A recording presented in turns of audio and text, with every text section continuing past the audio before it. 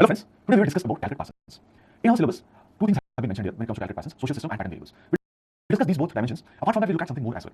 Just like for any other thinker, we'll again start with the same structure. We'll try to understand his background, then what are his methodology, what he wants to, what is his perspective, how he's added to the American School of Sociology, and then how he's pursuing social sciences. What is the basic unit of social science, and how it needs to be studied, whether we should be following the positive school, whether we should be following the idealistic school, or something else over there. Apart from that, he has also talked about order and equilibrium. He has also focused on evolutionary approach to understand change. So all these things we are going to cover in today's session. So we'll start with his background. Now, Talcott Parsons was born in the US in 1902. He was born in a Protestant family. They were devout Protestants. In fact, his family was also involved in church reforms. From the beginning itself, Parsons was always interested in the field of biology. He wanted to be a doctor. He's not becoming a doctor, but his interest in biology is also impacting his sociology. Then, after his graduation, so he's getting interested in one more subject. He's now interested in economics, especially institutional economics. Institutional economics does not study economics in isolation. It will study economics in the context of the society. So that is what is interesting him. And besides biology and economics, he's also interested in the theories of need and cooling, the ideas of need and cooling. Till this point of time, he's not having any solid grounding when it comes to sociology. He's primarily focused on biology and economics. After his graduation, he's deciding that he will pursue his postgraduate program at London School of Economics. So he's moving to London School of Economics. London School of Economics was dominated by many of the most prominent thinkers at that point of time. For example, A. Brown, Alfred Marshall, Ginsberg. They're the people who are in these institutions. So Parsons is getting exposed to their ideas. He's accepting many of their ideas, but at the same time, he's also critical of some of their ideas. So both things there. He's also questioning their ideas. Now, for his doctoral thesis, he's moving to University of Heidelberg. In University of Heidelberg, Max Weber had a very strong influence. So his ideas were being discussed quite frequently, and he had recently died. So it was very prominent. Now he's choosing a doctoral thesis such that he will be able to cover the writings of Max Weber. So the topic of his doctoral research was a comparative study on the theories of the rise of capitalism in the recent German literature. Mind you, Max Weber, he talked about rise of capitalism. In fact, he had studied Protestant ethics and the spirit of capitalism. How Protestant ethics is also corresponding to the emergence of the spirit of capitalism. So the same or certain things related to that he's also trying to study as part of his doctoral thesis. During this phase, he's doing that comparative study between the works of Max Weber and Werner Sombart. Parsons was part of a study circle, Weber study circle. Only the family members, relatives were part of it. He was part of the study circle. After his stint with University of Heidelberg, he's returned to US in 1927. Now, when he comes to US, he's getting the position of a junior lecturer at the Armstrong College. He's taking it up. He's submitting his PhD thesis. And with the help of some of his teachers, he's getting teaching position at the Harvard University. He's becoming a junior instructor at Harvard University. And he's continuously working with Harvard till he retires in 1975 from Harvard. But even after his retirement, he's taking up certain projects with Harvard. He wanted the English-speaking population to get exposed to the ideas of Weber. So he's taking that up. He's trying to interpret the ideas of Weber over there. So English-speaking population is getting exposed to the ideas of Max Weber, who had primarily written many of these things in German. And at this point of time, and a lot of his attempts were actually aimed against the dominant tradition in American sociology. In American sociology, there was this Chicago School approach. It always dominated. And Parsons was very critical of this Chicago School approach. He felt that the Chicago School approach, they focused a lot on empiricism. He believed that there is over-empiricism, not much on theory building. So much of the work that you see in the writings of Parsons, it focuses on building the grand theory, grand generalization. So he was critical of this approach, Chicago School approach of over-empiricism, and he focused a lot on building theory. And as we progress, we'll see what kind of theory he's trying to create. So this briefly summarizes the background of Parsons. What we will do now is we'll look at his career through different time frames. That also helps us understand how Parsons is focusing on one thing at a particular time, but he's also drifting away from that. He's drifting to a completely new thing at other points of time. So we just understand his career. Different phases. We divide it into three phases. Phase 1, phase 2, phase 3. So we'll divide the entire lifespan of Talcott Parsons, the career span, into three phases. The first phase starts from 1920 to 1949. The second phase from 1949 to 1971, and the last phase, the very small phase, 1971 to 1973. Now, in the first phase, whatever work he's carrying out, all these things is getting culminated into one particular book that he's publishing, The Structure of Social Action. And he's gaining recognition during this period. He's getting recognition, and he's also at present he's joined the Harvard University. In Harvard University, he's getting the position in the Department of Economics. But he's saying he's and many joint research projects are also provided to him. But he wants to join the sociology department. At this point of time, there are two prominent personalities in sociology department: Peter Sorokin and at the same time Carl Zimmerman. But he's not getting along well with them. He's starting his own project, and he's actually getting recognition, national recognition for his work. He's starting his own project. He's working in that project till 40s. But by 1944, till this point of time, he's not able to conclude on this project. And in the personal front also, he faces different challenges. He's losing his father. He's losing his elder brother. He requires some sort of mental help at this point of time. So now he starts reading about all these things about psychology. He gets influenced by the ideas of Sigmund Freud. Sigmund Freud also influences his idea, the concept of super ego and need. We'll see that in a while. So that also influences him, and he feels now he now starts thinking that maybe the external environment, the cultures, the patterns outside, they also influence human behavior. So initially he was talking about the meanings that an actor gives to the situation, microanalysis, understanding those meanings, understanding those motives. That is microanalysis. But now, because he's getting influenced by the ideas of Sigmund Freud, he's getting influenced by the ideas of Durkheim. He now feels macroanalysis can also be an important thing. So this is now gradually shifting his focus from the idea of social action, in which the actor gives importance to meanings, motives. So everything has some subjective meaning, motives. Now he is moving towards structural functional analysis. 1951, there were two major books published by him towards a general theory of action and social system. So all these things are pointing towards movement towards structural functional analysis. He's in fact redefining the structure of social action. This is facilitating his shift towards the phase 2. In this phase 2, again, this phase starts from 1949. It moves towards it extends till 1971. So there is this function of structural functional analysis. In the late part of 1950s, conflict approach has also become dominant in the field of American sociology. See, before this, there was this red scare in America. There was what is called as a McCarthyism. So that scare was there. So the conflict approach was not very prominent. But over a period of time, especially in the late 1950s, conflict approach is becoming significant. So now these conflict theorists, they now started criticizing Talcott Parsons' approach. They're saying that whatever approach he has, it is primarily a status quo approach. It is nothing but a very status quo approach. It just preserves the existing order. It is not able to explain the change in the society. So it is conservative. And some of them are also saying that it is not an approach to understand society, it is rather an ideology. So he's coming under these kind of criticisms. So now, in the later part of 1950s, since he's criticized for all these things, he's not able to account for change, he's not able to account for conflict. So there's a change now. And he's now started looking for alternates. Biology and economics, they were his first love. He's trying to find these alternates, and he's getting some of these alternates here itself. For example, there were different developments in the field of biology at this point of time. The idea of genes, the idea of DNA, the idea of hormones, all these things are becoming prominent. How gene, which is so small, but it has a lot of information and it can control the body. All these things are becoming very prominent. So all these things are now getting reflected in his work. He's trying to take the learnings from biology economy and putting it in sociology. He's also collaborating with thinkers like Neil Spencer to work on things like economy and society. All these things are now ensuring his departure from structural functional analysis. And now he's trying to explain social change. He's building a theory of social change. And here also, he's using an evolutionary approach. He's referred to as a new evolutionist. And he's retiring at the age of 73 from University of Harvard. After that, he's invited for lectures. Germany is inviting him. He's going there for delivering a 3-lecture series. He delivers the first lecture, but before he could deliver his second and third lecture, he's passing away. So this is his entire career span. 3 phases. Phase 1, phase 2, phase 3. Initial phase, it is about social action. It is about how an actor behaves meaningfully. There's a meaningful response of an actor to any situation. Gradually, he's shifting towards structural functional analysis. How the action is impacted by the patterns of culture around. He talks about pattern variables. And the last phase, he started talking about change. How change takes place, and what is this evolutionary approach. He's called a new evolutionary approach. Because his approach to evolution was different from the existing classical evolutionist. So this is his career span, and you will have greater clarity on it as we move forward. So we'll understand all of these things: social action, evolutionary change, pattern variables, all these things in detail. So we'll start with the perspectives of Parsons. So as I told you, Parsons was critical of the Chicago School of American Sociology. He felt that they were more involved with empiricism. They were fixated with empiricism, and they were not focusing on theory building. So now Parsons is deciding that, or he's taking it on himself, that he will start building theories. He will try to build one comprehensive theoretical framework. But before getting into it, he just wanted to survey all the different prominent traditions at that point of time. Then only he should go for it. So he's surveying all the works, and he's identifying the positives and negatives of all the traditions. And then he's proceeding. So Parsons is studying all the different, or he's surveying all the different traditions, and he's finding out the merits and demerits of all these traditions. So the first significant tradition is the utilitarians. Now he's studying utilitarians. At this point of time, there were some very prominent utilitarians, or many, some of the teachings of these thinkers were very prominent. Teachings of people like Ricardo, Marshall, Adam Smith. And these thinkers, they were extremely successful when it comes to building theories. That they were successful.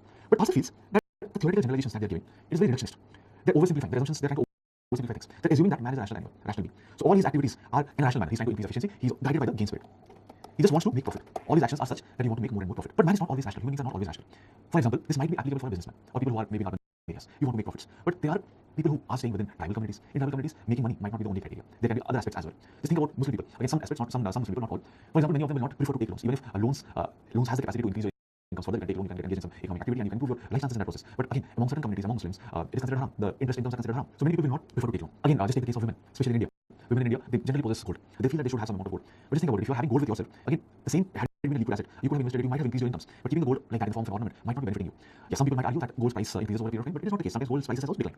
There can be other better economic instrument. So if human beings had been more rational, they would not have just invested in gold as ornaments. But we do that. So utilitarians will not be able to consider all these aspects. So if they're not able to consider all these aspects, that means the concept that they are talking about, that might not have applicability in the empirical world. It will have just limited applicability in the empirical world. That is the reason he feels their generalizations are not applicable everywhere. Man is not guided only by the greed for profit. Now he shifts or he looks at the findings of the positivists. We already know what is the positive science approach. So he's trying to understand these approaches of the positivists. Prominent positivists, the Kempfer, Brown, Malinowski. Now, positivists, they believe that man is impacted by the surroundings, the social life, the social reality impacts human being. For example, the Kempfer says the science collective, social facts, they exist outside the individual, they're external, and they are imposing some sort of constraints on the actor. So these positivists, they're trying to study human behavior, they're studying all these social facts, they're trying to understand it, and they are building some theoretical generalization. But again, in this case, Parsons feels that they're building all this theoretical generalization, but they are losing out on the motives. They're not understanding the meanings. They're not understanding why this kind of choice has been taken up by the particular actor. What are the choices that are with that particular actor, and why he's choosing this particular approach. So individual meaning, subjective motives has not been taken care by the positivists. So that is the reason he's also criticizing the positivists. Then he studies idealists, okay, the New Kantian school. Now, idealists, what they have done, they have taken into consideration these individual subjective experiences. So they are trying to study societies in terms of its unique spirit, gist. They feel social reality is characterized by the presence of gist. You need to understand that. How humans understand a particular situation, what kind of meaning they get for a situation, what is their individual motive, all these things need to be understood. But now, when they are trying to understand all these things, what is happening here is social science, it is getting reduced to historicism. In history, what happens? You are talking about one unique event, and you are talking about what are the factors which led to this particular unique event. So sociology has become like this now. Instead of finding general patterns, we are just taking one incident and we are trying to analyze it. So they have not been able to build these theories. They're not able to create these generalizations. So that is the criticism of idealists. And all of them are looking at the same reality from different perspectives. So he says that these idealists, they're just like blind men who are trying to figure out an elephant. So there are different blind men. There is an elephant over there. They're trying to touch the elephant. They're trying to feel the elephant, and they're trying to understand it. So one person who is holding the leg or who's touching the leg of the elephant, he feels it is like this. Okay, it is like a log of wood. Then someone who is touching the tail, he feels it is like a brush. Someone who is touching the other parts of the elephant, ears of the elephant, he feels it is something else. So they are not able to get a good picture. They're not able to understand the social reality in its entire picture. The entire picture is they're not able to get the entire picture over here. So from all these things, what Parsons feels is we should take both the things into consideration. He feels social theory should take subjective experiences. It is important. These individual meanings, etc., they're important. But we also should be building a general theory. Both meanings have to be taken into consideration. At the same time, you also need to build a general theory. See, then only you can compare societies if you are making general laws. And if you are making general laws, then only you not only compare societies, you can also apply it to other societies. So that is the reason you need to have both these things together. You cannot just focus on one particular school of thought. Both the school of thoughts are equally important. And thus, what he's doing right now is he is trying to create a sociological theory, but he's giving some guiding principles. That these guiding principles need to be taken into consideration to build a particular theory, particular sociological theory. So now what we'll do, we'll understand these guiding principles. Parsons talks about 3 guiding principles of sociological theory. So first thing he says is sociological theory must be a voluntaristic theory of action. What is social action? It is meaningful response to an external stimuli. So whenever an actor is acting, is responding, so there is a meaning involved. So this action is guided by motives. Since it is guided by motives, we're calling it voluntaristic. So human behavior in society is meaningful action. Keep this in mind. Human behavior is meaningful. It is guided by motives. Since it is guided by motives, we're calling it voluntaristic. This thing like this: blinking versus winking. Blinking is just a particular behavior. It might not have any meaning here, but winking, so it can have some meaning over there. You are trying to signal something to someone. So it is a meaningful response. Then he says sociological theory must be a general theory. What do you mean by this? General theory. General theory means it should be applicable everywhere. Okay? It can be universally applicable. So what he says is when we're trying to build a theory, we should look at those aspects which constitute a pattern. If it is a pattern, it can be applied in other places as well. It is not just unique to a particular phenomenon. So when you're building a theory, restrict yourselves to those things which appear as a pattern. So your theory should be a general theory. You can apply it to other societies as well. It is not just restricted to one society. It should not just get restricted to historicism, the criticism that is given of these new countries who ideas. And the sociological theory must take into consideration the principle of what is this principle of emergence. See, in this particular statement, he is basically talking about this principle of emergence. So at various levels of organizational complexity, systems emerge, which might be viewed as a unified whole and cannot be divided into portions. This is the principle of emergence. What do we mean by this? See, there can be 2-3 people who are coming together and they are forming society. So here what is happening? Certain elements are coming together and they are creating. Now when they are creating something, there is interdependence among themselves. So it again creates certain new features, some independent features. So now if you want to understand this society, you have to understand it in entirety. You cannot understand it as per the constituent parts. If let's say 10 people came together, they were isolated before, they are coming together. So because they are coming together, there will be some interdependence, there will be some interconnections, they might create new things. They might create values, they might create norms, they might create culture, etc. So now if you need to understand all these things, you cannot just go to an individual and find it out over there. You have to look at it at entirety because new systems are emerged. So what is happening here is when systems are emerging, after a certain point of time, you have to analyze it as a unified whole. You just cannot go to the subsequent parts and analyze it. Because the system has its own characteristics, the system has its own feature. They have their own interconnections. It has to be looked at in a holistic manner. So after they have emerged, after the system has emerged, you cannot reduce it to constituent parts. That is what we mean. We have to understand the interconnections, and for that we have to look at it in a holistic manner. So we need to take into consideration the principle of emergence. So these are the three guiding principles. Sociological theory must be a voluntaristic theory of action, must take into consideration the meanings that individuals give to a particular situation. It must be a general theory, must be applicable in other for different societies as well, different from historicism, and we have to reduce ourselves to the pattern aspects, and it needs to take into consideration the principle of emergence. Okay, we have to look at it in a holistic manner. So this is what it suggests. So what is the subject matter of sociology? What is the methodology that have to be used for studying sociology, social reality, social sciences? So now what does Parsons say about it? Parsons says the basic unit of social life is social action. What is social action? Meaningful response of an actor to an external stimuli. That is social action. All action is behavior, but all behavior is not action. For example, I've given this example before as well. If you are wearing a cap, okay, just for the sake of wearing a cap, it is behavior. But again, if you're wearing the cap so that you want to look fashionable, you want to get some sort of social validation, then it is action. So social action means there is some meaning associated as well. It's just not behavior. So meaningful response to external stimuli is social action. Now he talks about some other things like who's an actor, what is the situation, what are the different objects, all these things he talks about. Because when I'm saying social action, there has to be an actor involved who is giving meanings to the situation around. So we need to understand who's an actor. Now, an actor is that agency which is involved in meaningful interaction with the environment. So who is interacting with the environment? That person is the actor here. Now, this actor can be an individual, it can be a group, it can be a society. And this actor is placed in a situation. An individual, a man, can be an actor in a particular situation. Because I have to behave in a particular manner in this situation. And depending on other different factors, I will decide how I'm going to behave. So I'm also having some motives, I'm giving some meaning to the situation I'm behaving. Sometimes a collectivity, a group, a society, it can also be an actor. For example, during a cricket match, the entire country roots for India, the Indian cricket team. Or in case there is a war, then the entire country will be standing with the soldiers who are fighting for them. So in that case, again, the actor is the entire collectivity. Keep in mind, an actor is placed in a situation. In a situation, there can be different kinds of objects. There can be physical objects, there can be social objects, there can be cultural objects. So different objects are there. At the same time, any situation will have two components. It will have some conditions, it will have some means. Conditions are those things which impose constraints on an actor. It restricts the actor. You cannot make any choice. The conditions will put those constraints. So according to these conditions, an actor has to adjust to the constraint. But at the same time, there is another part here, the means. What are these means? These are the elements that an actor can control, and accordingly he can manipulate to achieve the goals. So means are those mechanisms by which you can achieve your goals. Conditions are those things which put restrictions. You cannot go for all the options with you. Now, among these objects, physical objects, social objects, cultural objects are again given more importance here. As per Parsons, he's giving more importance to it. He's saying, he's defining what is a cultural object. A cultural object can be a value, it can be an idea, it can be a norm, it can be any symbol. These cultural objects are basically helping the actor derive meanings from the situation. It is also shaping his choice of means how to respond to a particular situation. And it is also the culture that the actor is able to communicate. So cultural objects which are part of the situation are helping him derive meaning, are helping him choose one of the options from the multiple set of options. So in any social action, you will find all these things. You will find an actor, you will find a situation. Again, in the situation, there will be means, there will be conditions, and also you will find different objects. An actor, who is an actor, and any individual can be an actor, a collectivity can also be an actor. And what is a social action? Any meaningful response to an external stimuli. Important here is there is some meaning associated. There is some motive involved. So all these things are the subject matter. You need to understand all these things. So friends, what we'll do here is we'll try to look at some of the most important work of Parsons. So first thing, the structure of social action. This was a book which got published in 1937. So what are some of the key findings in this book? This will also reflect what is this idea at that point of time. How social reality needs to be studied. What are the factors we need to take into consideration? That also gets reflected here. So he's saying that we have to. He's basically focusing on voluntaristic aspect of social action. That means I already told you what is social action, meaningful response to external stimuli, and these action has certain meaning associated. There's some motives given, so there's some motive, and there's a meaning which is given by the actor in that particular situation. And he's basically talking about all these things. He's trying to explain it. He's saying human beings have to achieve certain goals, but they can achieve this goal only through action. But again, this action, for this action to be carried out, you need to choose appropriate means. But while you are trying to choose these means, again you might have some dilemma. You might be constrained by the conditions. Mind you, every actor is placed in a situation. In a situation, there are means as well as constraints. So an actor here is constrained by the conditions. Now, how will you choose what kind of means has to be taken? So in that case, the actor might invoke some norms and values. He will utilize some part of the culture, some values, some norms of the culture to decide on the means. So what Parsons is saying is, if you want to understand social action, you have to understand the subjective state of the actor. How he is deciding what kind of step has to be taken, what kind of means have to be used, how norms and cultures are coming into the picture here.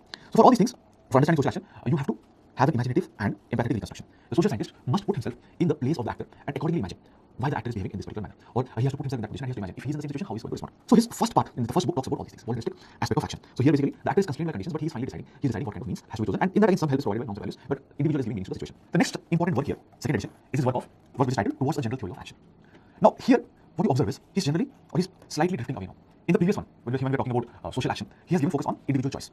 But now he feels, or he's giving more importance to the general behavior. He feels all these things patterned by culture. And for explaining all these things, he's utilizing certain concepts. For example, the concept of need disposition, the concept of motivational orientation, the concept of value orientation. We'll understand what are these things. But keep in mind that he's drifting away from individual choice. Now he feels the culture is playing a more important role here. So your actions are becoming more patterned. Why is patterned? Because culture is patterned. If culture is impacting your action, so since culture is patterned, your action will also be patterned. For explaining all these things again, he has given these concepts. We will look at these concepts one by one. So he talks about need disposition. He identifies that every actor has certain biophysical needs. And these biophysical needs have to be satisfied, they have to be met, they have to be gratified. So that is need disposition. What are the mechanisms by which you are handling these needs, these requirements? So this is the first thing. So these need disposition, they lead to motivational orientation. They give rise to motivational orientation. So you have to meet these needs. And again, what is the source of motivation to perform a particular action? That is motivational orientation. So what he's saying is motivational orientation can be three types. It can be cognitive, it can be cathartic, it can be evaluative. What is this cognitive motivational orientation? It is related to knowledge, it is related to understanding. Now, for example, you are hungry. Now the question that you might ask is, what are the ways by which I can gratify my hunger? I can satisfy my hunger. Okay, so that is cognitive. Next thing, cathartic. Here you are investing some emotional energy in fulfilling these needs. So you might now have this question whether I'm liking this food or not, whether I'm loving it or not. Now, evaluative. Another kind of motivational orientation. Here you are trying to decide what is the right way for to optimize gratification. Whether I should go for healthy food. Let's say you're eating something, you're having a burger, or you're having some sort of burger which has some vegetables. So you're now asking the question whether this food is healthy. You're trying to justify. Yes, it is fried, it has a lot of oil in it, but still it has some sort of vegetables, it has some fiber in it.